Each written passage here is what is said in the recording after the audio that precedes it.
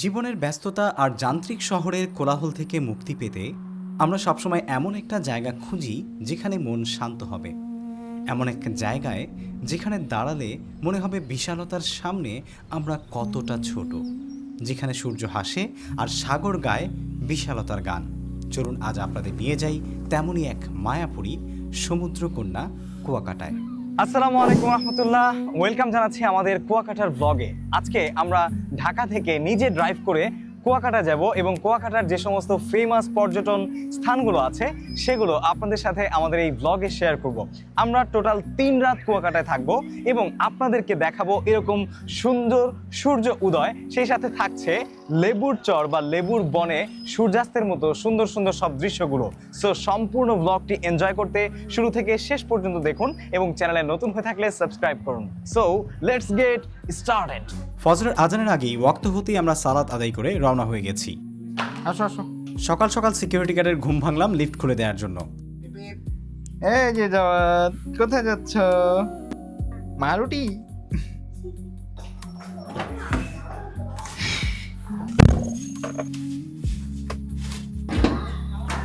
জিতু ভাই একটু লাইট মারেন তো, কুলেনটা দেখে লই।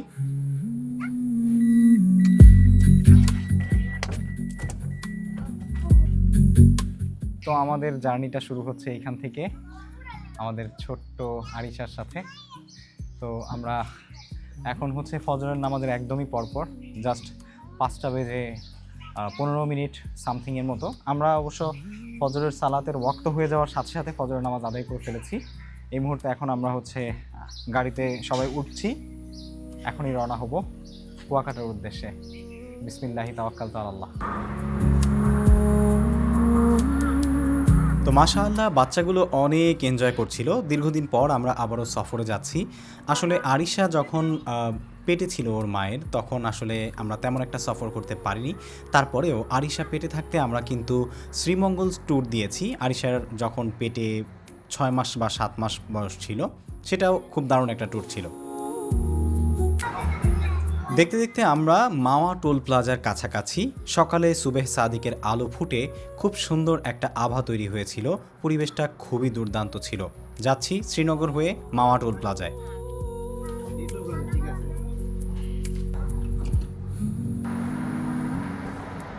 আরিশা ভূমিষ্ঠ হওয়ার পর এই প্রথম পদ্মা সেতুতে বাবার সাথে উঠল। এর আগে আমরা ও পেটে থাকতে শরীয়তপুর মাদারীপুর ঘুরে এসেছিলাম। আরিশা ঘুমাচ্ছে, বাবা গাড়ি চালাচ্ছে। চলে এসেছি ভাঙা পার হয়ে ফরিদপুর। তো আমরা অলরেডি চলে এসেছি ভাঙা পার হয়ে ফরিদপুরে আছি। কিছুক্ষণের মধ্যে ইনশাল্লাহ টেকেরহাট ঢুকবো। এখন 6টা 35 বাজে। সো এখনই আমরা আবার রওনা দিচ্ছি।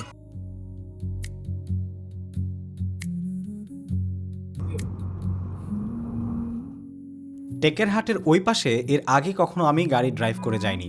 এত সুন্দর রাস্তা এই পাশে রয়েছে সেটা আমার জানা ছিল না। দেখতে দেখতে আমরা কিন্তু অনেকটা পথ চলে এসেছি। বরিশালের এই রাস্তাটা সত্যি অসাধারণ লাগছিল। চলে যাচ্ছি আমরা কুয়াকাটার পথে।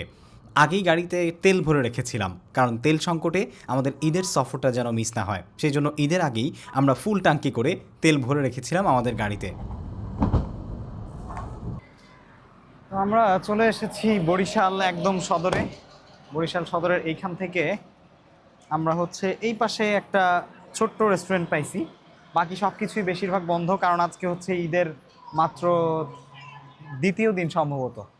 তো হ্যাঁ, আজকে ঈদের 2য় দিন। সো এই জন্য আসলে তেমন একটা দোকানপাট খোলা পাইনি। তো এই জন্য আমরা এই পাশে নামছি। এখন নাস্তা টাস্তা করবো, একটা ছোট্ট ব্রেক নিব, তারপর হচ্ছে ইনশাল্লাহ আমরা রওনা দিব। এখান থেকে 2 ঘন্টা 40 মিনিটের মতো দেখাচ্ছে। দেখা যাক কত সময় লাগে। এই মুহূর্তে 8টা 25 বাজে। আমরা খুব দ্রুতই চলে এসেছি, আশা করছি খুব বেশি আর সময় লাগবে না। তো আরিশার জন্য হচ্ছে এটা একদম প্রথম একটা সফর, আলহামদুলিল্লাহ। এর আগে হচ্ছে আরিশাকে নিয়ে এত দূরে কোথাও যাওয়া হয় নাই। আরিশার এখন হচ্ছে 5 মাস চলতেছে, 6 মাসে পড়বে ইনশাল্লাহ খুব শীঘ্রই। আপনারা সবাই বারাকাল্লাহ বলবেন অথবা আল্লাহুম্মা বারিক লাহা বলবেন। আর খুব বেশি সময় লাগবে না ইনশাল্লাহ। আরিশা বাবা।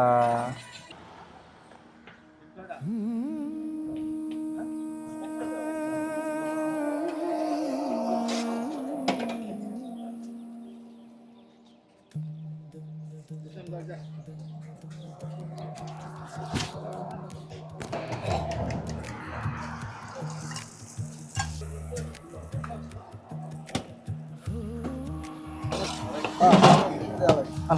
আমরা আমাদের নাস্তা কমপ্লিট করলাম।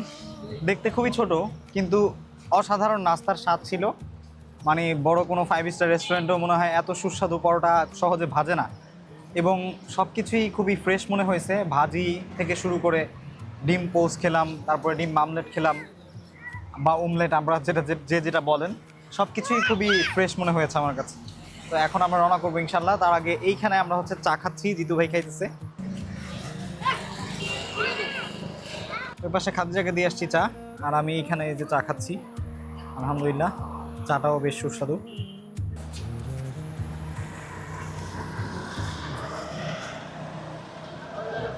এই মুহূর্তে আমরা পায়রা সেতুতে চলে এসেছি, পটুয়াখালীতে। আপনারা দেখতে পাচ্ছেন বরিশাল সেনানিবাস এর উপর দিয়ে আমরা এই মুহূর্তে যাচ্ছি। সেনাবাহিনীর সৈনিকদেরও দেখা যাচ্ছে আশেপাশে, খুবই চমৎকার। এবং দেখতে আমার কাছে গোয়ার পাঞ্জিম একটা সেতু আছে, পাঞ্জিম সেতু সম্ভবত।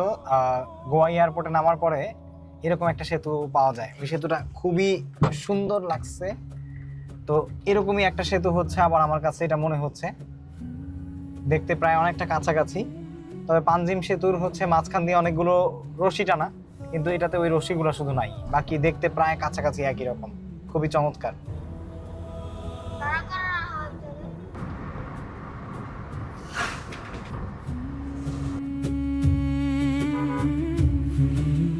তো দেখতে দেখতে আমরা পটুয়াখালীতে ঢুকে গেছি, কিছুক্ষণের মধ্যেই কুয়াকাটায় ঢুকবো। তো কুয়াকাটায় ঢুকতেই অসাধারণ সূর্যমুখী ফুলের বাগান চোখে পড়লো, যেটা একদমই আনএক্সপেক্টেড ছিল। তো প্রিয় মানুষদের সাথে যাচ্ছিলাম খুবই সুন্দর একটা জায়গায়, যাওয়ার পথে এত সুন্দর দৃশ্য আমাকে সত্যি বারবার বিমোহিত করছিল।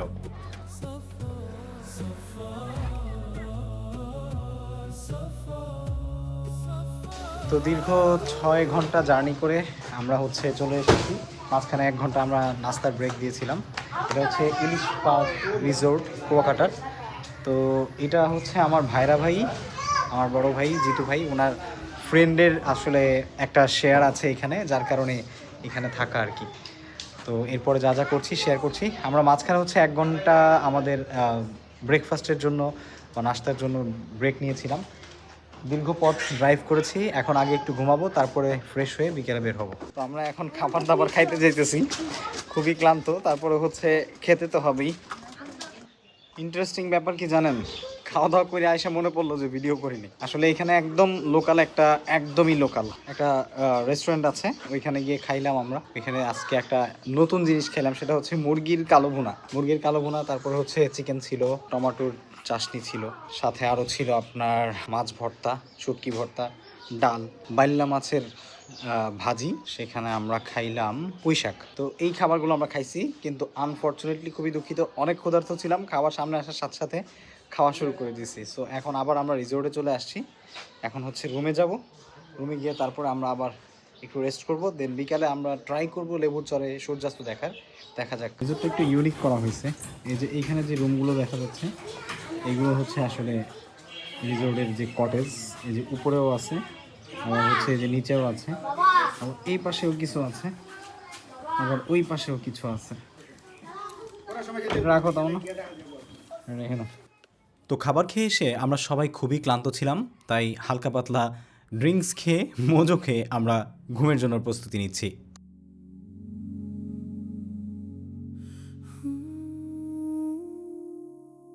তো আমরা ভাবছিলাম বিকেলে একটু লেবুর চর যাব বা লেবু বন যাব, কিন্তু সেইটা আমাদের হয় নাই। আমরা হচ্ছে রিসোর্টে এসে এমন ঘুম দিছি, উঠে দেখি আসলে 5টা 40 বাজে।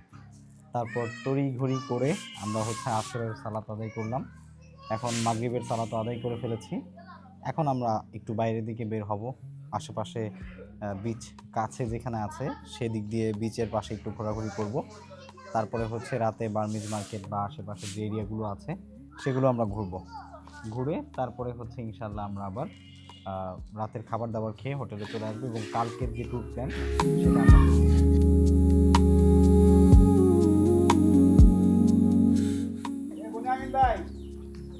উমা এটা কে বনি মেই? উমা এটা অটো ট্র্যাকিং, জিপিএস লাগানো আছে নাকি বডিতে? কি অবস্থা ভাই, তিনজন এক লগে আপনার লগে অটো ট্র্যাকিং হয়ে গেল। গাইস বনি ভাইয়ের সাথে দেখা হয়ে গেল একদম মানে কোনো প্রকারের ট্র্যাকিং ছাড়া, অটো ট্র্যাকিং। মানে ব্যাপারটা হচ্ছে আমি কিন্তু পোশাক আশাক দেখলে এই অবস্থা কি লেগে বেড়া, একটা টুরিস্ট এরিয়া, মানে এই এলাকাটাই আমার আর কি। বনি ভাই কিন্তু কুয়াকাটার একদম লোকাল। সো বনি ভাই আসছে ঈদের পরের দিন নাকি ভাই? চাঁদ রাতে এসছি। চাঁদ রাতে আসছে, তো আমি আসবো দেখে বনি ভাই এদিকে আশেপাশে ছিল, দেখা হয়ে গেল। যদিও বনি ভাইকে আসলে আমি এখন লোকেশন দিতেছিলাম না, কিন্তু সে জানতো আমি এই পাশে ছিলাম।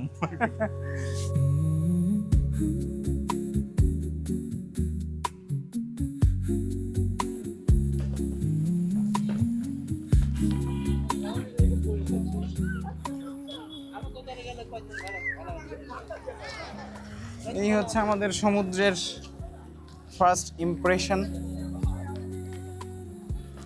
এই যে সমুদ্র, অনেকদিন পরে আমরা আবার সাগরে আসলাম একসাথে। একদমই অন্ধকার হয়ে গেছে, কিন্তু চোখে বেশ ভালোই দেখা যাচ্ছে, সুন্দর লাগতেছে অনেক।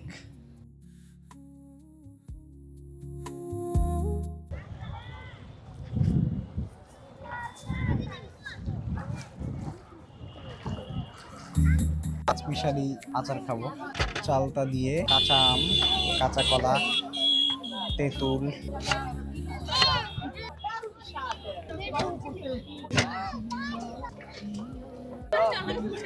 আচারটা খাওয়ার জন্য আরোয়া খুবই এক্সাইটেড।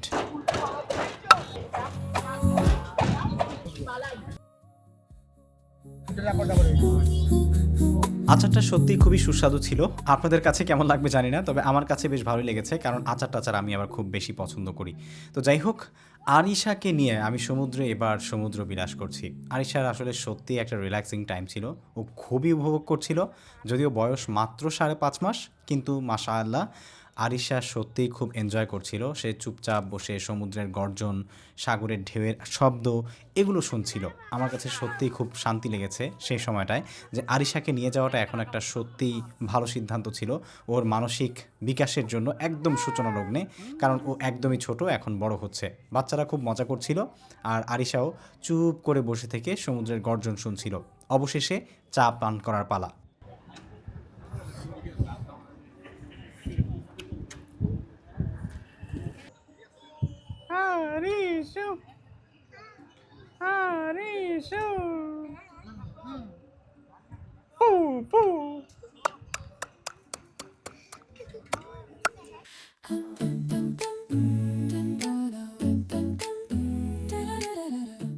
আরিশাকে নিয়ে আমরা এখন যাচ্ছি বার্মিস মার্কেটের দিকে। রাতে ভ্যান গাড়িতে ঘোরাঘুরি করতেছি, অস্থির ফিলিংস আলহামদুলিল্লাহ। তো আমরা যেখান থেকে আসছি, আমাদের হোটেল বরাবর যে বিচে গেছিলাম, ওই বিচ থেকে বার্মিস মার্কেটে যেতে ভাইয়া 50 টাকা চাইছিল, পরে আরো 10 টাকা ডিসকাউন্ট দিল। এই তো খুবই সুন্দর। কিছুক্ষণ রাস্তা একটু খারাপ ছিল, এখন আবার ভালো আছে। কত চাই ভাই বিকেলে? কোনগুলা? এগুলো ভাই এইগুলো এই কেডা লেবুর চর ফ্রাই মার্কেট। এই না এটা সূর্যাস্ত লইছ না? সূর্যাস্ত এটা তো লেবুর চরই নাকি? হ্যাঁ লেবুর চাই আমি বলছি। ওটা তো একই জিনিস, তার মানে ঘুরে ফিরে আমাদের এলো খালি লেবুর চর। আপনি শুটকি বলে পাইবেন, এবার লেবুর চর ফিশ ফ্রাই পাইবেন, এবার কাঁকড়া চর লেবুর চরের পাশেই কাকড়ার চর, এক রাস্তায়। হ্যাঁ, তো আমরা বহুত দামাদামি করে আমাদের কাছে প্রথমে 2000 টাকা চাইছিল। একদিন হচ্ছে দুপুরের পর থেকে একদিন আমরা সূর্যাস্ত দেখতে যাব, মানে লেবুর চর, আর হচ্ছে আরেকদিন আমরা হচ্ছে সূর্য উদয় দেখতে যাব কাওয়ার চর। তো সূর্য উদয়টা মোটামুটি বেশ ভালো দূরে, আর ওইটা অনেক আগে যেতে হয় ভোরবেলায়। তো সব দামাদামি করে আমরা মোটামুটি লাস্টে সে 1500-তে রাজি হয়েছে, বাট আমি অনেক চাপাচাপি করে 1300-তে রাজি করাইছি। সো আপনারা একটু দামাদামি করে নেবেন। 2000 চাইছিল। এখন আমরা একটু বার্মিস মার্কেটে আসছি, দেখি এখানে টুকটাক ঘোরাঘুরি করব, কিছু যদি মনে চায় তাহলে একটু কিনবো। এই তো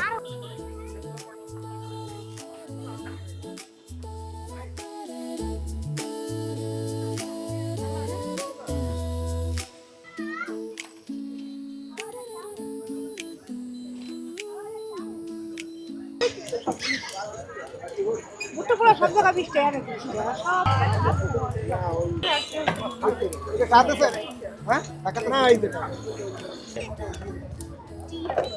ভুট্টাগুলো সবসময় ভালো লাগে, একদম গরম গরম, অনেক মজা লাগতেছে।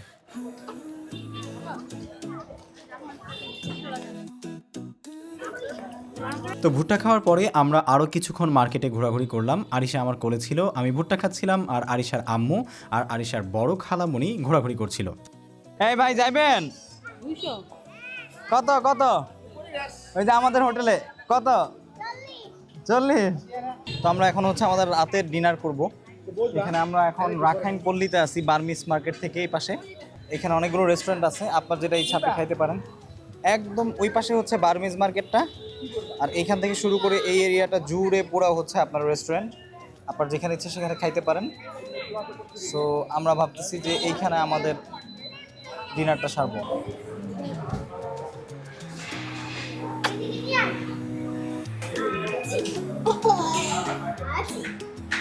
কন্যা সন্তান আল্লাহর বিশেষ রহমত ও নেয়ামত। হাদিসে কন্যা সন্তানকে জান্নাতে যাওয়ার মাধ্যম হিসেবে উল্লেখ করা হয়েছে। কন্যা সন্তান লালন পালনকারীকে রাসূল সাল্লাল্লাহু আলাইহি ওয়াসাল্লাম জান্নাতের সুসংবাদ দিয়েছেন।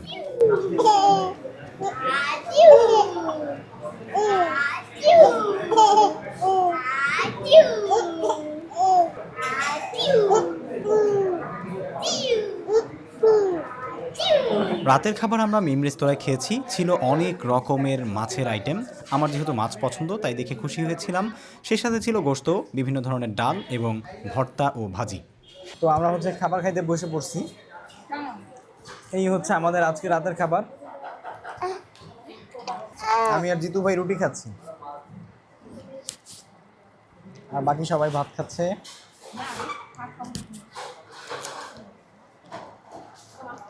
আরিশা খাচ্ছে ব্যাগ।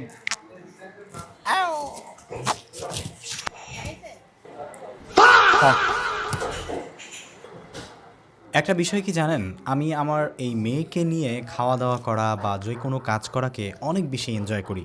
কারণ একটা সময় থাকবে যখন আমার এই বাচ্চাগুলো বড় হয়ে যাবে, তখন আমি চাইলেও আর এই সময়টা খুঁজে পাবো না যে ওরা আমাকে জ্বালাবে, আমি খাবো, আমাকে যন্ত্রণা দিবে, আর সেই যন্ত্রণাকে ভালোবাসায় রূপান্তরিত করে আমরা এমন ঘুরে বেড়াবো। যাই হোক, পরবর্তীতে আমরা চলে এসেছি চা খেতে।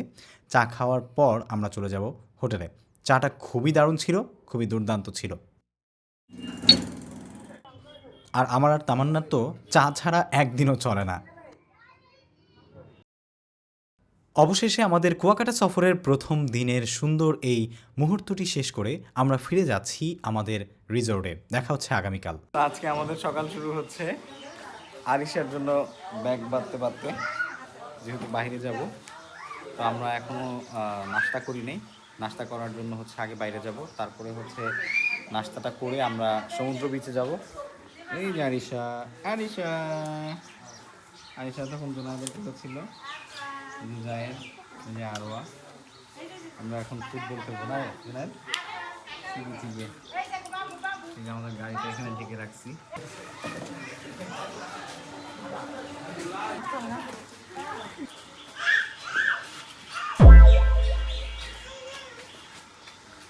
আরিশার এই ব্যাগটা সত্যি কথা আমার যেই উপকারে এসেছে কুয়াকাটা সফরে, যদিও আমরা এর আগেই কিনেছিলাম। যাই হোক, ওকে বেঁধে তারপরে আমরা হচ্ছে কিছু ফটো সেশন করে আমাদের রিসোর্টে, তারপরে হচ্ছে আমরা কুয়াকাটা বিচের উদ্দেশ্যে রওনা হচ্ছি। আমরা বের হয়ে গেছি, এখন হচ্ছে শুরুতে নাস্তা করব, তারপরে হচ্ছে বিচের দিকে যাব। গতকালকে আমরা হচ্ছে মেন বিচে যাইনি, আমাদের রেস্টুরেন্টের পাশে, হোটেলের পাশে, hotel Mariam, hotel Mariam, hotel 5 star. এই হোটেল 5 স্টার হোটেলের শেষ নাই আসলে কুয়াকাটায়, মানে মোড়ে মোড়ে হোটেল। মানুষ 372টা হোটেল, বাসা 372টা, ভাই বলতেছে 372টা হোটেল। মানুষ বাসা বাড়ি ভেঙে ভেঙে হোটেল বানাচ্ছে না ভাই, এমন অবস্থা। কম হোটেল বেশি, হোটেল বেশি, বসত বাড়ি কম। তো কক্সবাজারের মতো যদি আরো বেশি হাইপ থাকতো তাহলে হচ্ছে মানুষের ব্যবসাটা আর একটু ভালো হতো, ঠিক না ভাই? জি। তো কক্সবাজারের মতো এরকম হাইপ নাই, তো এই জন্য হচ্ছে ব্যবসা একটু কম, তারপরেও চলে আর কি। আরিশা,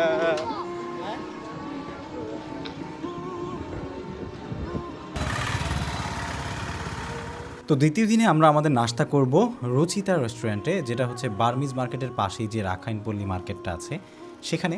জাস্ট কুয়াকাটা বিচে ওঠার আগে বাম পাশে একটা গলি গিয়েছে, সেই গলিতে গেলেই আপনারা হোটেলটা পেয়ে যাবেন। এই হচ্ছে আমাদের সকালের নাস্তা। এই যাবো, এই যে পরোটা, তেল ছাড়া পরোটা, সবজি, আর হচ্ছে গরু গোশত। সাথে ডিম পোস এবং মামলেট দিতে বলছি, সেগুলো এখনো আসে নাই, আসতেছে।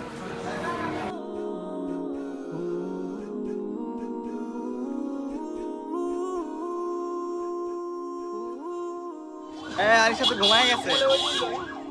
তো নাস্তা সেরে আমরা কুয়াকাটা মেইন সি বিচে যাচ্ছি বাচ্চাদেরকে নিয়ে, এবং বিচে যাওয়ার আগে বিচের পাশেই একটি গা ঘেঁষা মার্কেট আছে, সেখান থেকে বাচ্চাদের বিচ অ্যাক্টিভিটিসের জন্য কিছু খেলনা কিনে নিলাম, না হলে ওরা আবার একটু বোরিং ফিল করবে।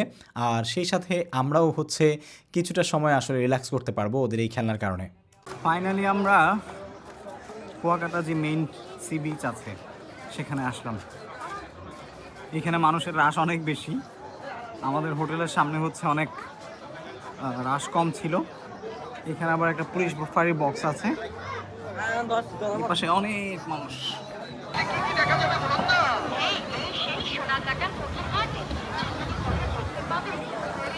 তো আমরা সবাই মিলে বিচে চলে এসেছি। তো বিচে এসে প্রথমত একটু ওয়াকিং করলাম এবং দেখলাম যে আসলে ঈদ দেখে এখানে কি পরিমাণ ভিড়, তবে সেটা তুলনামূলক কক্সবাজারের তুলনায় অনেকটাই কম, কারণ কক্সবাজারের কলাতলি বিচে কিন্তু সাধারণ সময়ে এরকম ভিড় থাকে, যেটা আমি দেখেছি। এরপর কিছু ফটো সেশন করে আমরা একটা সিট নিয়েছি, বসার জায়গা নিয়েছি, এখানে বসে একটু রিল্যাক্স করব আর ফুটবল খেলবো।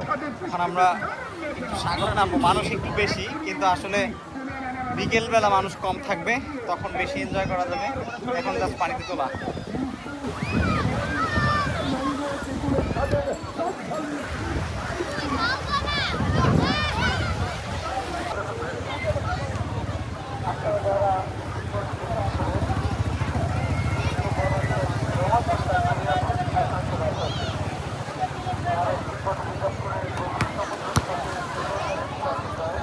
আমি আর জুনায়েদ ফুটবল খেলছিলাম, বিশেষ করে পেনাল্টি শট সেগুলো খেলা হচ্ছিল। আর এই পাশে জায়েদ এবং আরওয়া বসে বালি দিয়ে খেলা করছিল। ওরা এই খেলনাগুলোই কিন্তু এই মার্কেট থেকে কিনে নিয়ে এসেছিল। সময়টা সত্যি রোমাঞ্চকর ছিল।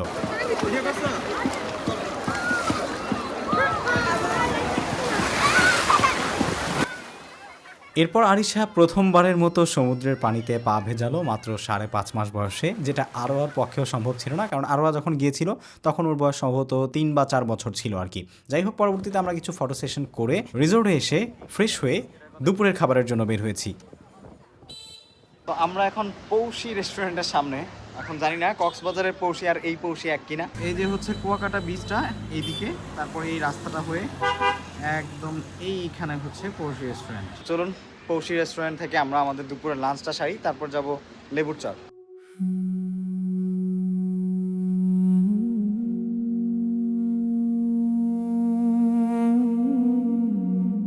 এই হচ্ছে খাবারের মেনু, এই পাশেও আছে, দামগুলো আপনারা দেখে নিতে পারেন। ভাত, সবজি আনলিমিটেড। এটা আসলে ভাত এবং সবজিটা হচ্ছে 100 টাকা করে, ডাল সহ না ভাই? সবজির টেক্সচার খারাপ লাগতেছে না, মোটামুটি ভালোই।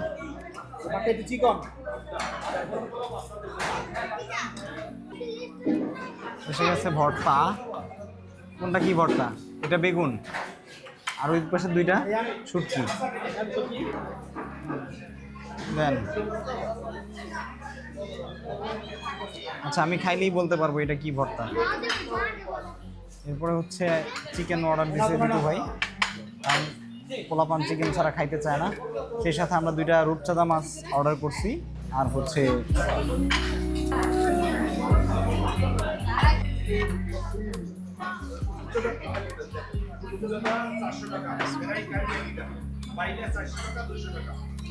এটা হচ্ছে চিংড়ি ভর্তা।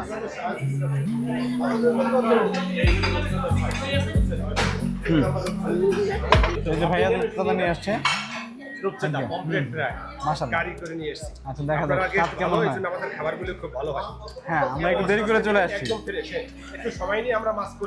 আচ্ছা ঠিক আছে। এই হচ্ছে রূপচাঁদা। রূপচাঁদা দেখতে খুবই সুন্দর লাগতেছে। আর একটু ক্লোজ দেখাই, এই হচ্ছে রূপচাঁদার অবস্থা।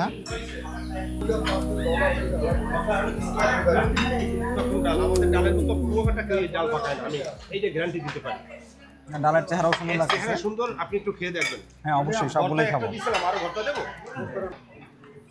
লাউটা অনেক মিষ্টি। ওদের আগে দেন ভাই, মাছটা ওদের আগে দেন। ট্যুরে আসলে কিন্তু আপনার আইটেমের মধ্যে একটা অবশ্যই লাউ রাখা দরকার, কারণ লাউ খেলে আপনার পেট ঠান্ডা থাকবে। আমরা আসলে যে সময়টা আসছি অলরেডি 4:30 বেজে গেছে। তো এখানের মালিক উনি বলতেছে যে ভাই আপনি দেরি করে আসছেন, আর একটু আগে আসলে আর একটু ভালো পাওয়া যেত, কারণ আমরা কিন্তু প্রায় 4:30টার সময় আসছি। খাবারের পিক টাইমটা হচ্ছে আপনি যদি 2টার মধ্যে আসেন তাহলে ভালো খাবার পাবেন। আমরা 4:30টায় আসছি, তো এই জন্য একটু দেরি হয়ে গেছে। তবে খাবারের স্বাদ ভালো আছে আলহামদুলিল্লাহ। হ্যাঁ, এই ভাতটা নেওয়া দরকার নেই, গরম ভাত নেন। আচ্ছা ঠিক আছে ভাই, থ্যাংক ইউ। লাউয়ের সাথে ডাল দিয়ে রান্না করছে, খুবই ভালো লাগতেছে। একটু বেগুন ভর্তা খাই দেখি কেমন লাগে।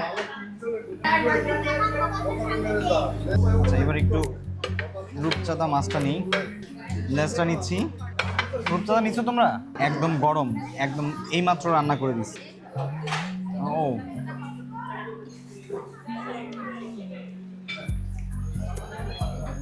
আসলে ফ্রেশ না, একদম ফ্রেশ। আমরা গতকালকে আরেক জায়গায় খাইছিলাম, আপনারা ভিডিও দেখছেন হয়তো বা, ওইখানে মাছটা বি অনেস্ট আমি হচ্ছে রুটির সাথে অল্প একটু খাইছিলাম, কিন্তু আমি গোপালগঞ্জের ছেলে তো মাছখোর, সো মাছ খেলেই বুঝতে পারি যে কোনটা কি অবস্থা। এটা একদমই fresh to be honest. This video is not sponsored by Porshi, সত্যি বলতেছি। একটু গ্রেভি আছে, উপরে আস্তে আস্তে রসুন কেটে কেটে স্লাইস করে দিছে, রসুনগুলো মুখে পড়লে ভালো লাগতেছে। বাবা মাছ দেই কেন? নাও, আমি ভুলে দিতেছি। মাছ খাওয়া ভালো জুনায়েদ, মাছ খাইতে হয়। এদের তোমার মাছ যদি না খাও শরীরে আয়রন হবে না। নাও, মাছ শরীরের রোগ প্রতিরোধ ক্ষমতা বাড়ায়।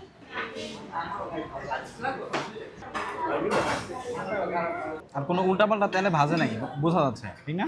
মোটামুটি ভালো তেলেই ভাজছে। এরপর আমি হচ্ছে ডালটা ট্রাই করব। শুধু এই লাউটা দিয়ে আপনি মিনিমাম 2 প্লেট ভাত খেতে পারবেন। আমার কাছে লাউটা খুব ভালো লাগছে। কিছু লাগলে বললেন। হ্যাঁ অবশ্যই ভাই। অনেক রিল্যাক্স করে দিতে। হুম মানে প্যারা নাই, ওই যে খেতে হইব। দৌড় দিতে হইব। এটা হচ্ছে আপনার বউর ক্রেডিট পুরোটা। আপনার বউর একটা স্পেশাল ট্রিট দেন আজকে এটার লেগে। আমার আর খাদিজার কিন্তু আজকে রাত 12টায় ম্যারেজ ডে। খাবার এন্ডিং দিচ্ছি আমরা এই টক দইটা দিয়ে। খাবারও ব্লগ করবা, অনেক স্বাদ, অনেক টেস্ট। লাউডাল দিয়ে 2 প্লেট খাই দিছি, মেরে দিছি। এবার ওটা দিব না। তো আজকে 2 দিন আমরা কুয়াকাটায়, এর মধ্যে এই বেলার যে মিলটা সেটা সবচেয়ে মজার ছিল আলহামদুলিল্লাহ। যাচ্ছি আমরা এখন লেবুর বনে। খুবই সুন্দর ওয়েদার মাশাআল্লাহ। ভ্যান গাড়িতে করে ডিফারেন্ট একটা অনুভূতি, চমৎকার সূর্য।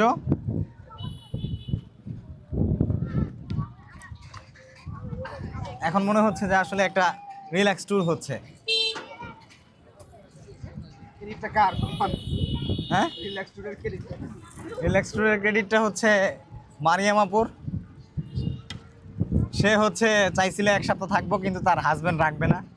তা আমি অনেক চেষ্টা করে একদিন বাড়াইছি, না হলে আগামীকালকেই গাঁটটি বস্তা বাঁধা লাগতো। কিন্তু আমরা আগামীকালকেও থাকবো, দেখা যাক আর কোথায় কোথায় দেওয়া যায়। দেখেন সূর্যের আলোটা যে সমুদ্রে পড়ছে, কত সুন্দর একটা আভা সমুদ্রের পানির উপরে দেখা যাচ্ছে। ও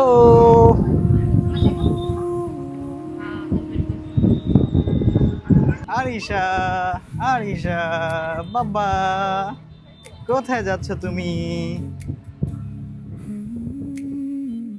আচ্ছা, আপনাদের নিয়ে তো কুয়াকাটা ঘুরতে এলাম, কিন্তু কুয়াকাটার নামকরণ কেন করা হয়েছে সেটা কি জানেন? 1784 সালে যখন আরাকান থেকে রাখাইনরা এখানে এসে বসতি স্থাপন করে, তখন সুপেয় পানির জন্য তারা এখানে প্রচুর কুয়া বা পাতকুয়া খনন করেছিল। সে থেকেই এই অঞ্চলের নাম হয়ে যায় কুয়াকাটা। আজও সেই প্রাচীন কুয়াগুলোর অস্তিত্ব আমাদের ইতিহাসের কথা মনে করিয়ে দেয়, যার একটি আমরা এই ভ্লগেই আপনাদেরকে দেখাবো। আর লেবুর চর কুয়াকাটায় আসা প্রত্যেকটা পর্যটকের জন্য একটা খুবই গুরুত্বপূর্ণ জায়গা, যেখানে এমন কোনো পর্যটক নেই যারা ঘুরতে এসে যায় না। কুয়াকাটার মূল সৈকত থেকে কিছুটা দূরে অবস্থিত লেবুর চর। ঝাউবনের শাড়ি আর লাল কাঁকড়াদের অবাধ বিচরণ এখানে এক মায়াবী পরিবেশ তৈরি করে। এখান থেকে সূর্যাস্ত দেখার অভিজ্ঞতা এক কথায় অনবদ্য। আকাশের রং বদলানো আর সাগরের বিশালতা আপনাকে মনে করিয়ে দিবে প্রকৃতি এবং প্রকৃতির শিল্পী কত অদ্ভুত এবং সুন্দরভাবে এটিকে সাজিয়েছে। শুকরিয়া আদায় করে সে শিল্পীর আলহামদুলিল্লাহ। কুয়াকাটাকে এতটাও আবার অবহেলিত বলা যাবে না, কারণ আমার কাছে মনে হয় কক্সবাজারের পরেই ঢাকা থেকে খুব কাছে মাত্র 6 ঘন্টার জার্নিতে আপনি কুয়াকাটা চলে আসতে পারেন। এমনকি আপনার জীবন সঙ্গিনীকে নিয়ে একটি রোমান্টিক সময়ও কিন্তু কাটিয়ে যেতে পারেন কুয়াকাটায়। তো আমরা দেখতে দেখতে চলে এসেছি লেবুর চর। দেখা যাচ্ছে অলরেডি লেবুর বন। এইখানে এক সময় অনেক লেবুর গাছ টাছ ছিল আর কি, এখনও আছে কিছু, কিন্তু আসলে সাগরের ঢেউ এবং বিভিন্ন সময় বিভিন্ন কারণে বাঁধ ভেঙে হচ্ছে সেগুলো নিয়ে গেছে। এখনও লেবুর বনের অংশবিশেষ আছে। ঝাঁকে ঝাঁকে আসতেছে মানুষ লেবুর বনে সূর্যাস্ত দেখতে। এখানে অলরেডি জ্যাম লেগে গেছে, মানুষ সূর্যাস্ত দেখতে আসতেছে, এই জন্য আমরা হচ্ছে এখানে নেমে গেছি। এখন এই পাশ দিয়ে আমরা আস্তে আস্তে নামবো। আমাদের ভাইও হচ্ছে আমাদের সাথে আসবে। আচ্ছা, ওই দিক দিয়ে আসবেন না, উনি আমাদেরকে ওই পাশ থেকে নামাইয়া তারপরে হচ্ছে আবার ঘোরাবে। ওয়েদারটা এত সুন্দর মাশাআল্লাহ, দেখেন এখন এই যে সূর্য অস্ত যাবে এই পাশে, আর আমরা এখানে হাঁটতেছি। তো এখন হচ্ছে সমুদ্রের পাশ দিয়ে আমরা হেঁটে হেঁটে ওই যে পেছনে লেবুর চর দেখা যাচ্ছে, এই যে এই অংশটা, এই ঘরগুলোর ওই পাশে। কুয়াকাটায় পরিবার নিয়ে বেড়াতে আসলে কুয়াকাটা আপনাকে এমন কিছু স্মৃতি দিয়ে দিবে, যেই স্মৃতিগুলো আপনি কখনোই চাইলে আপনার ইচ্ছায় হোক অনিচ্ছায় হোক সেগুলোকে হৃদয়ের আয়না থেকে মুছে ফেলতে পারবেন না। হজরত আয়েশা রাদিয়াল্লাহু তাআলা আনহু থেকে বর্ণিত, নবী সাল্লাল্লাহু আলাইহি ওয়াসাল্লাম বলেছেন, যাকে কন্যা দিয়ে কোনো কিছুর মাধ্যমে পরীক্ষা করা হয় আর সে তাদের প্রতি যথাযথ আচরণ করে, তবে তা তার জন্য আগুন থেকে রক্ষাকারী হবে। আব্বু আসো আসো, এই যে এই যে এই যে বাবা।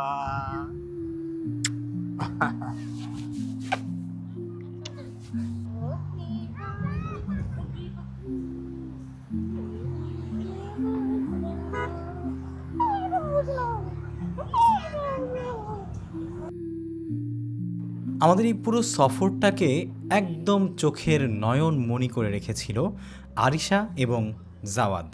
এই দুজনই ছিল আমাদের পুরো সফরের মধ্যমণি। ওরা না থাকলে হয়তো আমাদের সফরটা এতটা সুন্দরও হয়ে উঠতো না।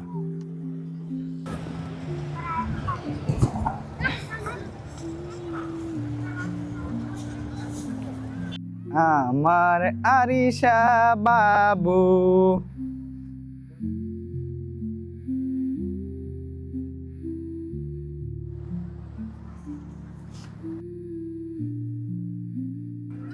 এই যে আমরা এখন লেবুর বনে চলে আসছি অলরেডি।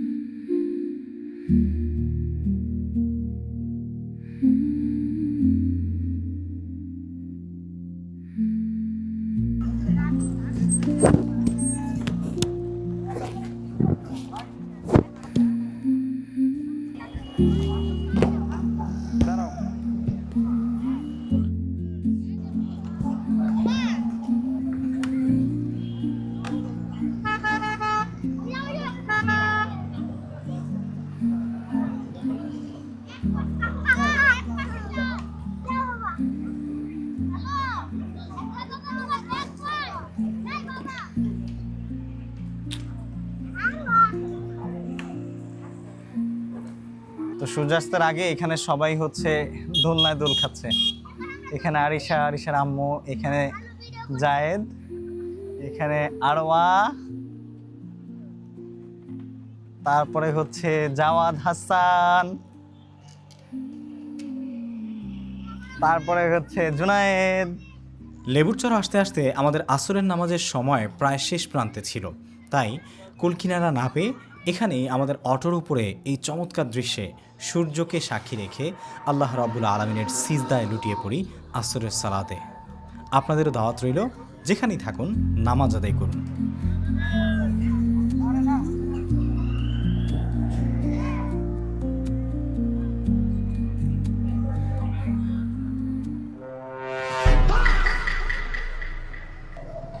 স্ত্রী, সন্তান ও পরিবারকে সময় দেওয়া সুখী ও মানসিক প্রশান্তিময় জীবনের মূল ভিত্তি। কর্মব্যস্ততার মাঝেও মানসম্মত সময় কাটানো, একসঙ্গে আড্ডা, খাওয়া বা ঘুরতে যাওয়া সম্পর্কের গভীরতা বাড়ায়, মানসিক চাপ কমায় এবং পারিবারিক বন্ধন তাজা রাখে। এটি পরিবারের ভালোবাসা, নিরাপত্তা ও পারস্পরিক শ্রদ্ধাবোধ বৃদ্ধি করে এবং সন্তানদের সুস্থ মানসিক বিকাশে অনেক বেশি সহায়তা করে। ব্যস্ত জীবনের ইঁদুর দৌড়ে আমরা অনেক সময় ভুলেই যাই যে দিন শেষে আমাদের আসল ঠিকানাটা কোথায়। আমাদের পরিবার, যারা কোনো শর্ত ছাড়াই আমাদের ভালোবাসেন। ছোট ছোট মুহূর্তগুলোই আসলে জীবনের বড় প্রাপ্তি। সূর্য ইজ গোয়িং ডাউন। অসাধারণ এই সূর্যাস্ত দেখার সৌভাগ্য হয়েছে এবার কুয়াকাটায়। সমুদ্রের এই বিশালতার সামনে দাঁড়িয়ে যখন দেখি আকাশটা ধীরে ধীরে সিঁদুর রাঙা হয়ে আসছে, তখন মনে হয় সূর্যাস্ত আসলে কোনো সমাপ্তি নয়, এটা এক সুন্দর বিদায়, যা আমাদের শেখায় যে শেষটাও কতটা চমৎকার হতে পারে। এই ডুবন্ত সূর্য আমাদের মনে করিয়ে দেয়, সারাদিন আমরা যতই দৌড়ঝাঁপ করি না কেন, দিন শেষে নিজের ঠিকানায় ফিরে আসাই সবচেয়ে বড় প্রশান্তি। তো ওই পাশে হচ্ছে লেবুচর, লেবুচর থেকে আমরা এইখানে আমাদের গাড়িটা রাখছি রেখে এই পাশে হচ্ছে যে শুটকির মার্কেট, এখান থেকে অনেকেই শুটকি কিনতেছে। তো আমরাও কিছু শুটকি কিনবো ইনশাল্লাহ, দেখি যদি পছন্দ হয় আর কি।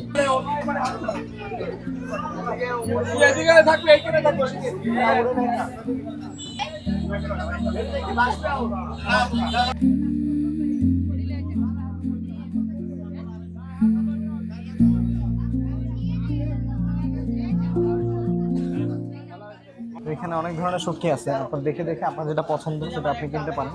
আবার দামাদামিও চলে দেখলাম। এটা 250 দিছেন? আর লইটটা ভালো আছে ভাই? ওই লইটটা আমার একটু দেখান তো ভাই। 100 গ্রাম এটা কত? 900 টাকা কেজি। 800 রাখেন না, 800 রাখেন, দিবেন? এটা কত? ওটা 250 টাকা। শুটকি মার্কেট থেকে শুটকি কেনা শেষে আমরা আবার চলে এসেছি কুয়াকাটায় এবং এখান থেকে ফিশ মার্কেটে সরাসরি। ফিশ ফ্রাই মার্কেটে এসে আমরা চেষ্টা করেছিলাম কিছু মাছ খাওয়ার, কিন্তু এখানে প্রচুর ভিড় ছিল।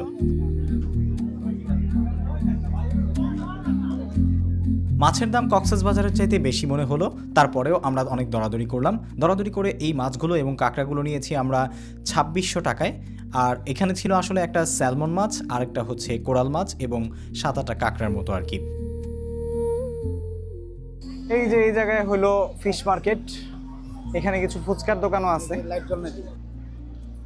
তো এখানে হচ্ছে ফিশ মার্কেট, আপনারা চাইলে আইসা খাওয়া দাওয়া করতে পারেন। তো এখানে সাধারণত এরকম চেয়ার টেবিল সেটিং করা থাকে, পাশেই পরোটা ভাজা হয়, আপনি আপনার ফিশ অর্ডার করে এখানে এনে বসে খেতে পারবেন। বাট আমরা এখানে খাওয়ার উপযোগী বলে মনে হয়নি দেখে আমরা হোটেলের রুমে নিয়ে এসেছি, বা রিসোর্টের রুমে, এখানে আমরা খাবো। এই যে আমরা বাসায় নিয়ে আসছিলাম সব, অলরেডি খাওয়া শেষ করে মনে পড়ছে যে আমরা একটা স্যালমন মাছ আর হচ্ছে একটা কোরাল মাছ নিয়েছিলাম, আর সাথে কিছু কাঁকড়াও ছিল। তো আমরা হচ্ছে আমাদের রিসোর্টের যে রুম আছে সেই রুমে নিয়ে এসেছি। আমরা পুরুষরা একসাথে বসে খাইতে আর মহিলারা আবার আলাদা বসে খাইতে। কালার খুবই ভালো হয়েছে, কাঁকড়াটা ভালো লাগতেছে, খারাপ না। মাছের অবস্থা এখনো জানি না, মাছ একটু খাইয়ে দেখি কেমন লাগে। মাছও খারাপ মনে হচ্ছে না যে খারাপ ভাবছে, একটু খেয়ে দেখি কি অবস্থা। কাটা দেখে কেউ সাবধান না, মাছও ভালো হয়েছে কিন্তু লবণ একটু কম হয়েছে। তো আমরা এখন কাওয়াচর যাব। সকাল সকাল আমাদের এই অটোটা চলে আসছে, চলুন কাওয়াচর যাওয়া যাক। তো সকাল সকাল এখন হচ্ছে একদম 4:30 বা 4:45 বাজে। 4:45টার দিকে আমরা ভ্যান নিয়ে কাওয়ারচরের উদ্দেশ্যে রওনা হলাম সূর্য উদয় দেখব বলে। অসাধারণ সেই সূর্য উদয় দেখার ইচ্ছে ছিল দুটো ফ্যামিলি একসাথে, কিন্তু জিতু ভাইয়ের পেট খারাপ হওয়ার কারণে আমরা তাদেরকে মিস করেছি। জিতু ভাই যেতে পারেনি, যদিও একা একা বাচ্চা নিয়ে, ওয়াইফ নিয়ে একটি মাত্র ভ্যানে করে কোনো প্রকার পার্টনার ছাড়া, কোনো মানুষজন ছাড়া এই অন্ধকার পথ দিয়ে কাওয়ার চরের দিকে যাওয়াটা একটু ইরিটেটিং এবং ভয়ঙ্কর ছিল। তারপরেও পূর্ব ভ্রমণ অভিজ্ঞতার সাহস নিয়ে আমরা এগিয়ে চলেছি কাওয়ার চরের দিকে। সত্যি কাওয়ার চরের সেই অভিজ্ঞতা আমাকে জীবনে নতুন কিছু শিখিয়েছে। পুরো রাস্তাই ভালো ছিল ব্যাপারটা এমন নয়, কিছু রাস্তা পাকা, আবার কিছু রাস্তা নির্মাণাধীন ছিল, যেটা একটু অন্যরকম অভিজ্ঞতার কারণ হয়েছে। আকাশ একটু ফর্সা হয়ে আসতেছে, চুলে সালিক হয়ে গেছে।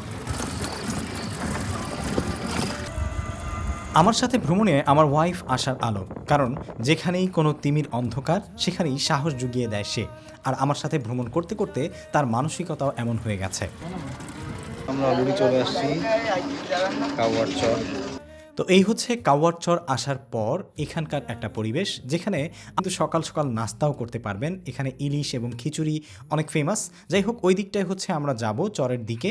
আর এইখানে হচ্ছে আমাদের যে গাড়িটা বা আমরা যে অটো দিয়ে এসেছি সেই অটোটা এখানে পার্ক করেছে। আরিশা,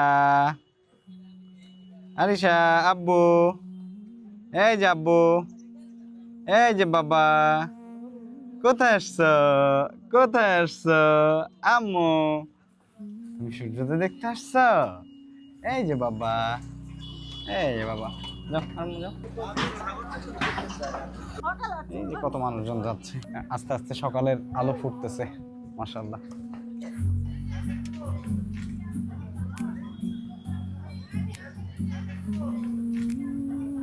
তো পূর্ব হচ্ছে এই পাশে, এই যে এই পাশ থেকে হচ্ছে সূর্যের লাল আভা অলরেডি দেখা যাচ্ছে, খুবই চমৎকার, মাশাআল্লাহ।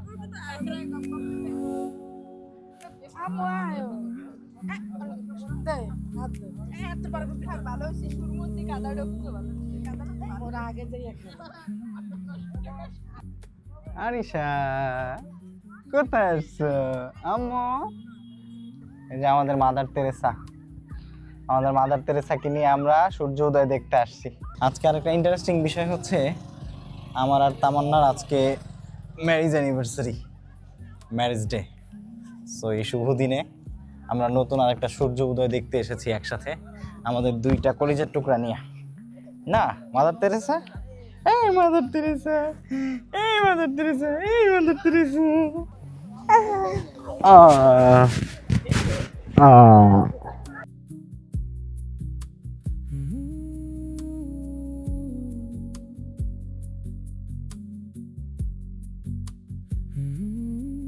সূর্য ওঠার আগেই আলো ছড়িয়ে পড়েছে চারিদিকে। কিছুক্ষণের মধ্যেই সূর্য উঠবে। আমাদের মতো অনেক উৎসুক মানুষই এখানে এসেছে, যাদের মধ্যে কেউ কেউ পর্যটক, আবার কেউ কেউ রিজিকার তাগিদে মোটরসাইকেল নিয়ে বের হয়েছে আপনাকে কাওয়ার চর ঘুরিয়ে দেখাবে বলে।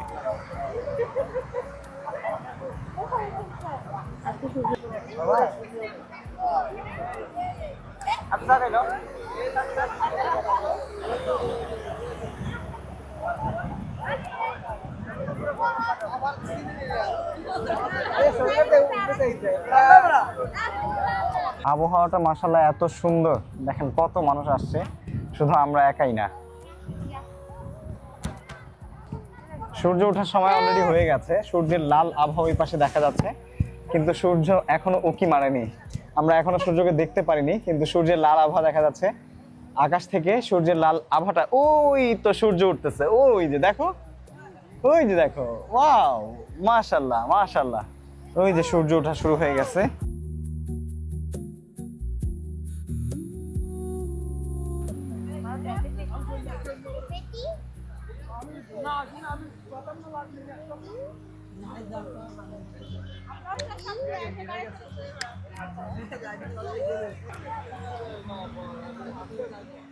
ঘুমন্ত কুয়াকাটা যখন কেবল চোখ মেলছে, তখন আমরা পৌঁছে গেলাম কাওয়ার চরে। দিগন্ত রেখা ভেদ করে যখন টকটকে লাল সূর্যটা মাথা চাড়া দেয়, তখন মনে হয় দীর্ঘ পথ পাড়ি দেওয়াটা সার্থক। কুয়াকাটা দেশের একমাত্র সৈকত যেখান থেকে সূর্যকে জলরাশি থেকে উঠতে এবং ডুবতে দেখা যায়।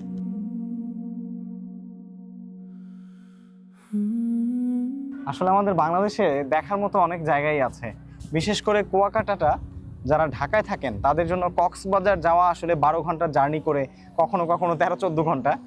সেই হিসেব করলে মাত্র 6 ঘন্টা ড্রাইভ করে বা 6 ঘন্টা জার্নি করে আপনি কিন্তু সকালবেলা রওনা দিলেই চেক ইন টাইমে এসে কুয়াকাটায় পৌঁছে যেতে পারবেন এবং এরকম সুন্দর সুন্দর দৃশ্য উপভোগ করতে পারবেন।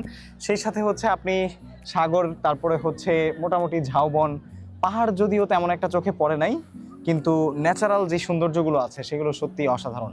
তো আমার কাছে মনে হয় যে যারা সাগর ভালোবাসেন তারা চাইলে কিন্তু ঢাকা থেকে কম দূরত্বে কক্সবাজার না গিয়ে কুয়াকাটা আসতে পারেন ঘুরতে। তো আরেকটা বিষয় আপনাদেরকে না বললেই নয়, সেটা হচ্ছে আমরা আমাদের রুম আপনাদেরকে তেমনভাবে দেখাইনি, কারণ আসলে আমরা রুমটা এবার কিন্তু মানে তেমন একটা পর্যটন কেন্দ্রিক রুম আসলে নেই। তার কারণ হচ্ছে আপনাদেরকে বলেছি যে জিতু ভাই বা আমার ভাইরা যিনি, ওনার বন্ধুর একটা রিসোর্টে আমরা উঠেছি।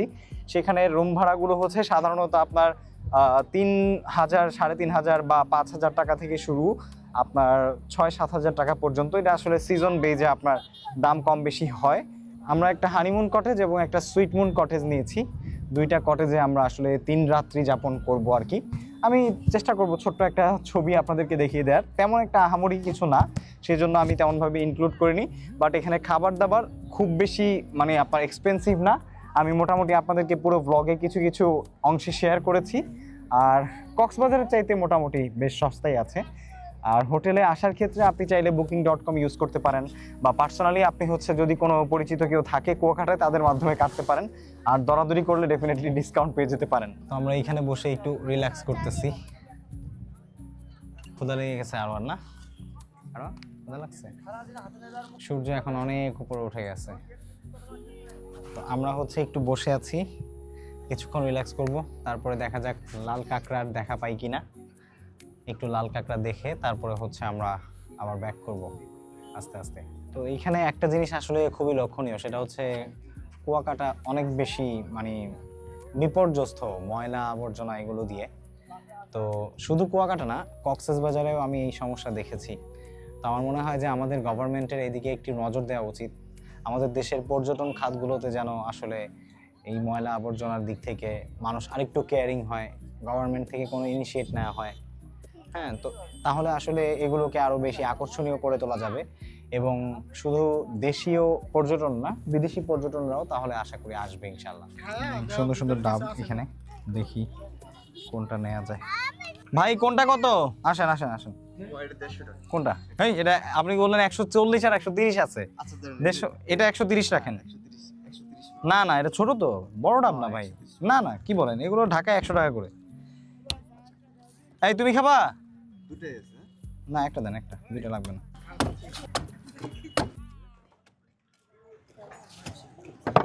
এই যে তামান্নার জন্য আর আরোর জন্য চা নিয়ে আসছি না। ডাবটা অনেক মিষ্টি আছে মাশাআল্লাহ।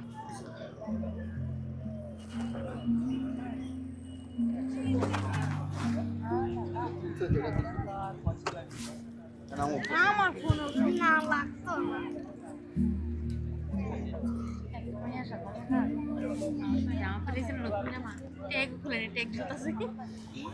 আসলে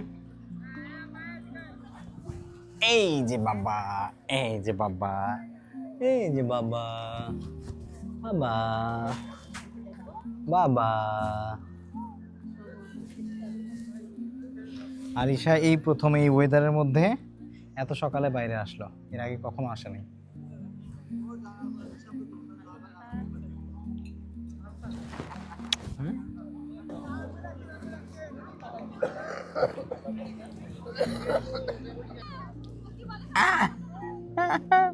চারা চারা চারা চারা চারা চারা চারা, ছেড়ে দাও ছেড়ে দাও।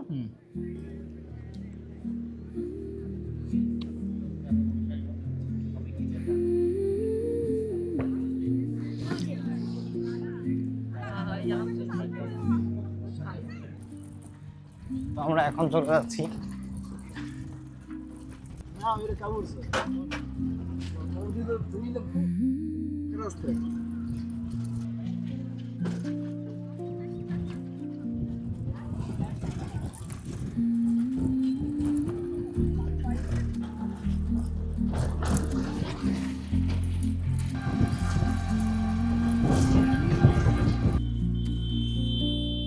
মাশাআল্লাহ, এত সুন্দর গ্রাম আমি এর আগে কখনো দেখেছি কিনা খুবই সন্দেহ আছে আমার।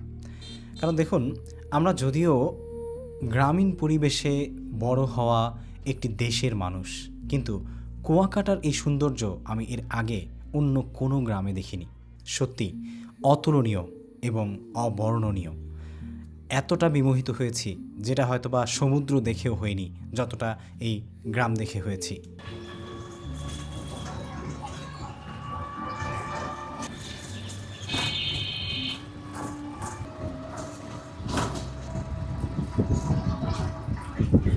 তো আমরা চলে এসেছি মিস্ত্রিপাড়া সীমা বৌদ্ধ বিহার।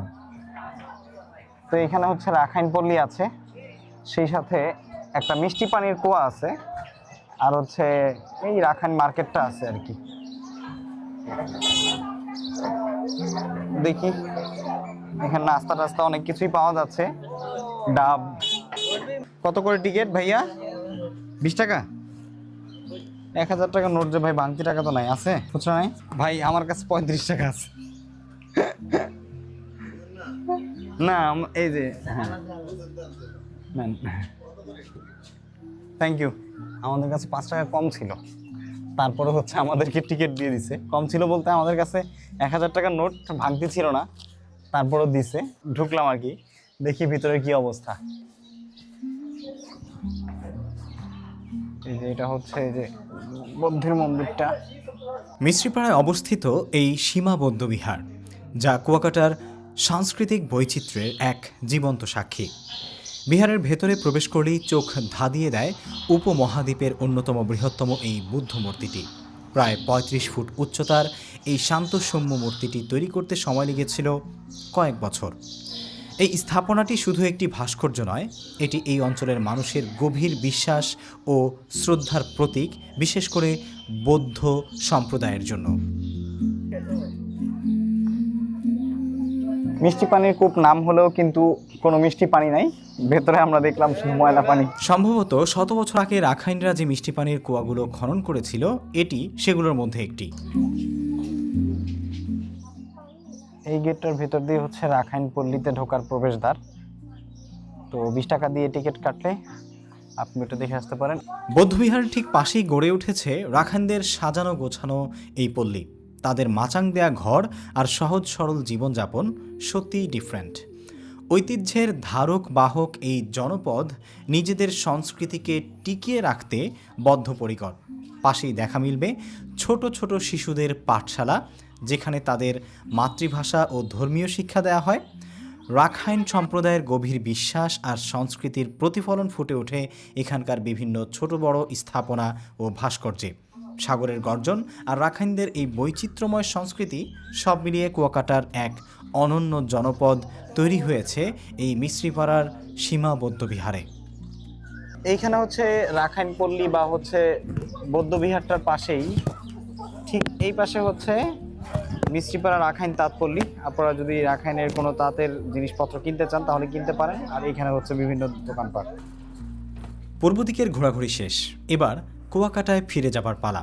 কুয়াকাটায় যেতে যেতে এই আধা কাঁচা রাস্তাগুলো সত্যি বিমোহিত করেছে আমাকে, যার কারণে এক পর্যায়ে গিয়ে ভ্যানের উপরেই মাথা গুজে শুয়ে পড়েছি প্রকৃতির নিঃশ্বাস নিতে।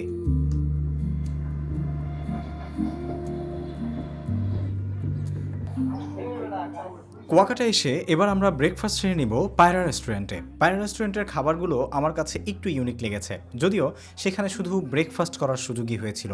তবে বাকি যে 2 দিন আমরা ব্রেকফাস্ট করেছি সেই দিনের চাইতে একটু ডিফারেন্ট খাবার এবং স্বাদ আমার কাছে লেগেছে। যাই হোক, আরিশা সকাল সকাল ঘুম থেকে উঠে গেল এবং বাবার সাথে খেলা করা শুরু করে দিয়েছে রেস্টুরেন্টের ভেতরেই। আরিশার জন্মের একটা স্মৃতি মনে পড়ে গেল। আরিশা যখন ভূমিষ্ঠ হবে বা জন্ম হবে, ওর সিজারিয়ানের সময় আসলে এমন একটা ক্রিটিক্যাল সিচুয়েশন তৈরি হয়েছিল যেটা আপনাদেরকে বলে বোঝাতে পারবো না। হঠাৎ করেই আমার ওয়াইফের সিভিসি টেস্ট রিপোর্টে ওর প্লাটিলেট 70,000-এর নিচে নেমে আসে, 50 বা 55,000-এর মতো। এরপর ওর যে সিজার করার কথা ছিল বা ডেলিভারি যিনি করার কথা ছিল, সেই ডক্টর এই সিভিসি টেস্টের রিপোর্ট দেখে ভয় পেয়ে যায় এবং আমাদেরকে বলে দেয় এই অপারেশন করা সম্ভব না। তারপর আমরা জানতে পারি সেই টেস্টের রিপোর্ট ভুল ছিল। পরবর্তীতে আমরা আরও বড় একটি জায়গায় একটি হসপিটাল থেকে নতুন করে সিভিসি টেস্ট রিপোর্ট করিয়ে আমাদের আরিশা ভূমিষ্ঠ হয়। আজকে হচ্ছে আমরা 3 দিন যাবৎ কুয়াকাটায় আছি।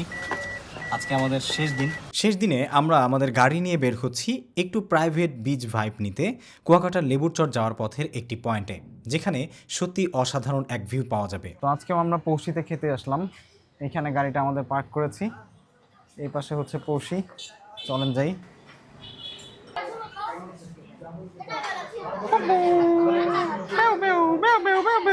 আরিশু আরিশা আরিশু। কথায় আছে ব্যবসা করতে হলে আগে আপনাকে আপনার প্রোডাক্টের দিকে মনোযোগ দিতে হবে। যদি আপনার প্রোডাক্ট ভালো হয় তাহলে অডিয়েন্স, কাস্টমার বা হচ্ছে ক্রেতা এমনিতেই আপনার কাছে আসবে। যেমনটা আজকেও আমরা পৌষিতে এলাম। গতকাল আমরা যখন পৌষিতে প্রথমবারের মতো দুপুরের লাঞ্চ বা মধ্যাহ্নভোজ করেছিলাম, সত্যি অসাধারণ ছিল আমাদের গতকালের অভিজ্ঞতা। সেই জন্য আজকেও আমরা লাটকা মাছ, তারপরে হচ্ছে রূপচাঁদা মাছ, সেই লাউয়ের তরকারি, সাথে অসাধারণ একটা চিংড়ির তরকারি নিয়ে আর অনেক অনেক ভর্তা আর ডাল দিয়ে আমাদের দুপুরের লাঞ্চ সারার জন্য এসেছি। খাবারগুলো মোটামুটি বেশ দামি ছিল। এখানে ভর্তাগুলো আমাদেরকে চিনিয়ে দিচ্ছে হোটেলের মালিক পক্ষের একজন সুবহান ভাই। তো সত্যিই খাবারগুলো অসাধারণ ছিল। সাথে ছিল একটা আচার। এই আচারটা আমার কাছে এতই ভালো লেগেছে যে আমি তার কাছে চেয়ে আরও একটু আচার নিয়ে এসেছিলাম। আমি যদিও পারচেজ করতে চেয়েছিলাম, কিন্তু সুবহান ভাই আমাকে এমনিতেই গিফট করে দিলেন, যে বললেন যে ভাই আমরা সাধারণত আসলে এটা বিক্রি করি না, কিন্তু আপনি যেহেতু খেতে চেয়েছেন সো আপনাকে আমরা এটা দিয়ে দিচ্ছি আর কি। তো পরে আমাকে পার্সেল করে একটু আচার দিয়ে দিয়েছিল। সত্যি আচারটা খুবই দুর্দান্ত ছিল। এই হলো পৌষি রেস্টুরেন্টের আপনার অ্যাড্রেস। আপনারা চাইলে এখানে আপনাদের দুপুরের মধ্যাহ্নভোজ সারতে পারেন বা রাতের খাবার খেয়ে নিতে পারেন। সকালের নাস্তার ব্যবস্থাও কিন্তু রয়েছে।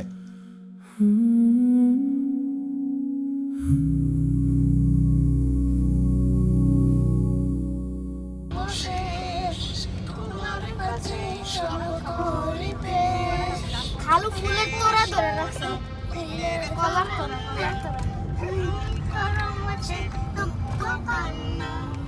তুমি কারিম রহমান রহিম খালিক মালিক তুমি কারিম রহমান রহিম খালিক মালিক। পুরো জ্বর ও দেখ পানি কত কাছে। তো আমরা খুবই সুন্দর একটা রাস্তা দিয়ে কক্সবাজারের মেরিন ড্রাইভের একটা ফিল পাওয়া যাচ্ছে এখানে, খুবই চমৎকার। তো আমরা কক্সবাজারের মেরিন ড্রাইভের ফিল নিয়ে এই দিক দিয়ে যাচ্ছি। গতকালকে যেদিক দিয়ে আমরা হচ্ছে লেবুর চর বা লেবুর বনে গিয়েছিলাম, মাশাআল্লাহ খুবই সুন্দর এবং চমৎকার একটা দৃশ্য। দেখেন সূর্যের যে আভাটা, এটা মাত্র জাস্ট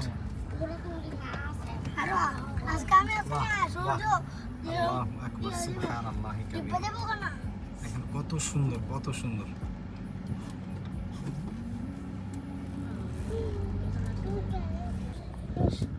জিতু ভাই দেখেন কলার ছড়ি নিয়ে আসছে, পুরা কলা মার্কা। জিতু ভাইয়ের মার্কা কলা মার্কা। এই যে আরো কাগজ খাওয়া শুরু করেছি। জাওয়াত, জাওয়াত, এই যে জাওয়াদার জুনায়েদ ওই পাশে, আরে এই যে আরিশা, এই যে আরিশা, আরিশা, আরিশা। বন্ধ করে দিলাম, বন্ধ করে আবার চালু করলাম। আমরা এখন যাচ্ছি সমুদ্রের বিচে। সমুদ্র বিচ, সমুদ্র বিচ, সমুদ্র বিচ না, সমুদ্র কই নাই, সমুদ্র বিচ। আমরা কি উড়নে যাইতাম না? আস্তে আস্তে যাই, আর আমরা কিছু না, রিল্যাক্স। রিল্যাক্স।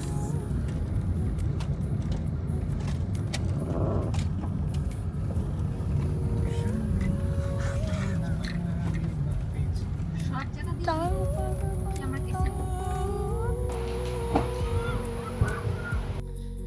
আমরা আমাদের গাড়িটা এখানে রাখলাম।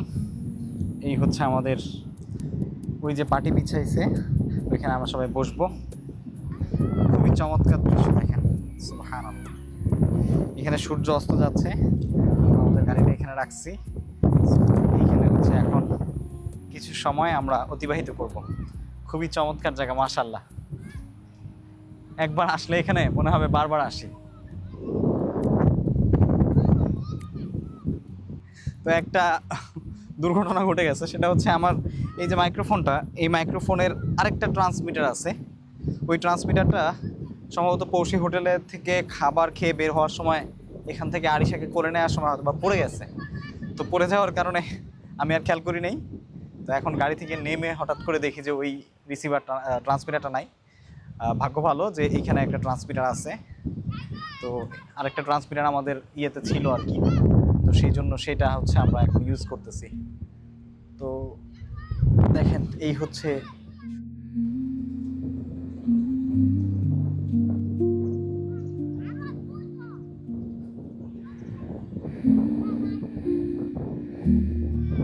এই কলাগুলো আমরা কক্সবাজারে খাইছিলাম, অনেক অনেক মজা। পাহাড়ি কলা বলে, দেশি বাংলা কলা, কিন্তু খুবই সুস্বাদু।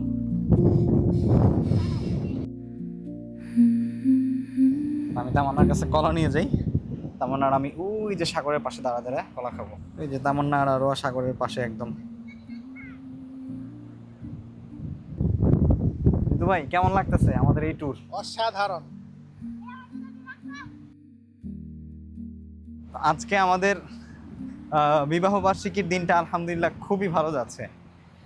সেই সকাল ফজরের সালাত থেকে আমরা শুরু করেছি এবং এখন পর্যন্ত আলহামদুলিল্লাহ আল্লাহর কাছে অনেক অনেক শুকরিয়া যে এত সুন্দর একটা দিন আল্লাহ তাআলা আমাদেরকে পার করতে দিয়েছেন।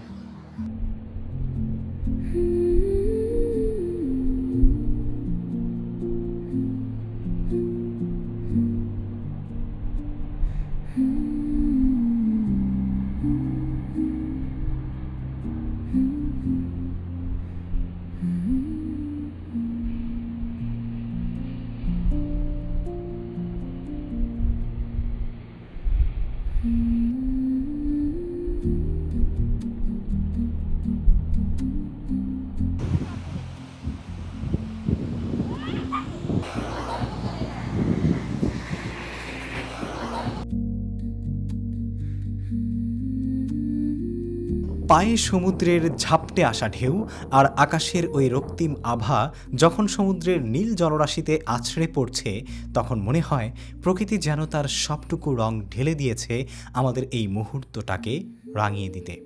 সূর্যের এই বিদায় বেলা আমাদের মনে করিয়ে দেয় কিছু সমাপ্তি সত্যিই ভীষণ সুন্দর হয়। তপ্ত বালুর উপর দিয়ে হেঁটে এসে যখন শীতল ঢেউগুলো পায়ের পাতায় আলতো করে ছোঁয়া দিয়ে যায়, ঠিক তখনই যেন সারাদিনের সব ক্লান্তি ধুয়ে মুছে সাফ হয়ে যায়। পাশে যখন প্রিয় মানুষটির হাতটা ধরা থাকে, তখন মনে হয় পৃথিবীর এই বিশালতার মাঝে আমাদের এই ছোট্ট সংসারটাই সবচেয়ে বড় আশ্রয়।